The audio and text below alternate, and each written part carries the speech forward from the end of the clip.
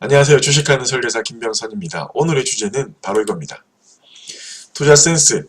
당신도 분명 갖고 있습니다. 투자 센스. 그래서 오늘은 이 센스, 여러분들이 모르고 있는 여러분들의 투자 센스에 대해서 설명을 한번 드려보려고 합니다. 이 투자 센스는 어디서 배웠냐면 여러분들과 저는 우리 부모님들로부터 배웠고 우리 사회로부터 배웠어요. 쉽게 말씀드리면 부동산 투자 그리고 금 투자에 대한 센스를 우리 모두는 거의 대부분의 사람들은 가지고 있어요.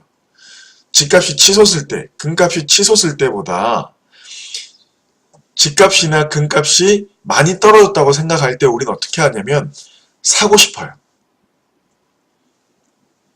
학군이 굉장히 좋고 역세권이고 근처에 뭐 이마트나 롯데마트, 홈플러스 또는 대형 백화점이 근처에 있는 아파트 값이 그 아파트를 너무 사고 싶었어요.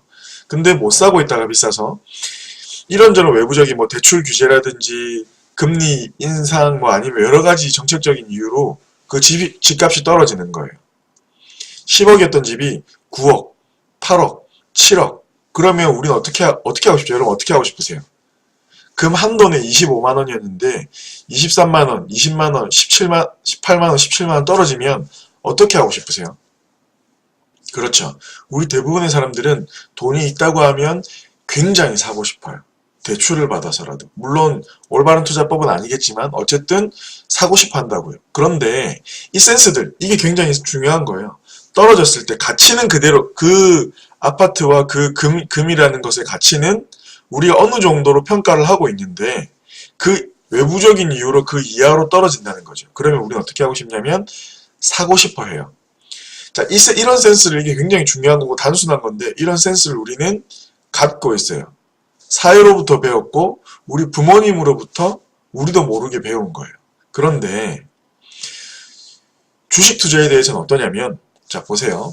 코스피가 2600에서 2500, 2400, 2300, 2100, 2000을 딱 찍으면 어떤 일이 발생을 하냐면 다 도망가요. 손절해버리고 내가 들고 있는 종목의 가치가 변하지 않았는데도 불구하고, 코스피의 가치가 변하지 않았는데도 불구하고 도망가 버려요. 또는 주식을 안 하고 있던 분들은 거봐, 주식은 하는 거 아니야, 투자는 하는 거 아니야 라는 확신을 더 갖게 된다는 거죠. 부동산과 금과 주식은 같은 투자 센스가 발휘돼야 돼요. 그 금과 그 부동산의 가치가 변하지 않는 상태에서 외부적인 다른 이유로 가격이 하락하게 되면 사고 싶은 마음이 생기는 게 정상이에요. 부동산이나 금처럼. 근데 주식에 있어서는 반대로 움직이시는 것 같아요. 비트코인도 마찬가지예요. 비트코인 전부 다 안 하다, 저도 안 하거든요. 근데 전혀 관심도 없고 안 하고 있다가 옆에서 누가 벌었대. 좀 올랐으니까 벌었겠죠? 그래도 나는 싫어.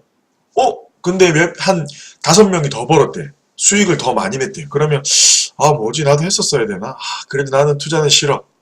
그러다가 정말 돈을 많이 번 사람들이 나오고, 야, 주변에서 너는 왜 안 해?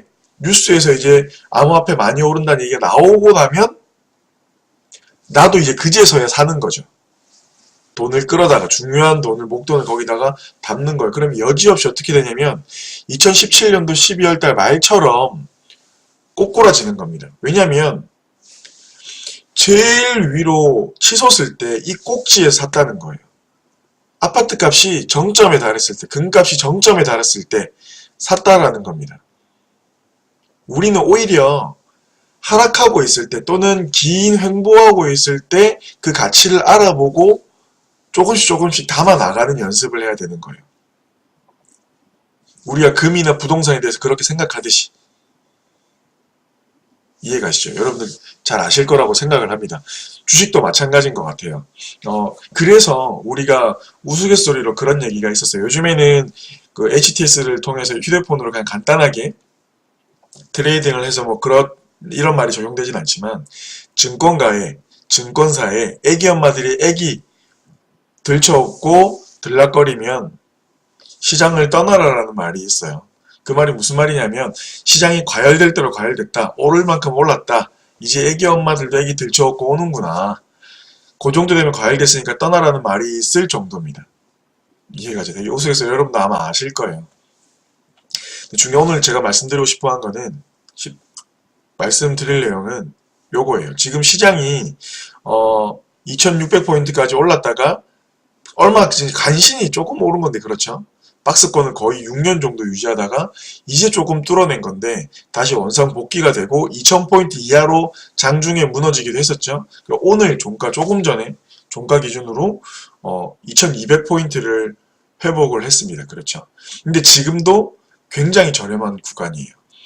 제가 얼마 전 영상에서도 말씀을 드렸지만 코스피가 2008년에 외환위기 때 바닥을 찍었을 때 코스피 전체 퍼와 PBR이 각각 굉장히 낮았죠. 9.3 그리고 PBR은 0.83, 84 정도 됐었어요. 그리고 올해 1월 초에 퍼랑 PBR이 2008년 그 바닥을 찍었을 때 수준이었어요. 그러니까 외국인들이 2000포인트에 닿기만 하면 주워 담는 거죠. 엊그제 기사에 보니까 우리나라 코스피가 태국이나 필리핀보다 싸다고 하더라고요. 저평가되어 있다는 말이죠. 그러니까 지금은 담는다라는 거예요.